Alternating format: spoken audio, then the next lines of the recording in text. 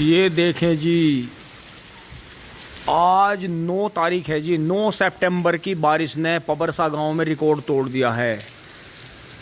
कई घंटों से बारिश लगातार हो रही है। भादवे में ऐसी बारिश नहीं होती है कभी भी, लेकिन कमाल हो गया है जी। इतनी ज़बरदस्त बारिश की उम्मीद नहीं थी किसान भाइयों को। बहुत ही ज़बरदस्त बारिश हुई है जी, बहुत बहुत शानदार।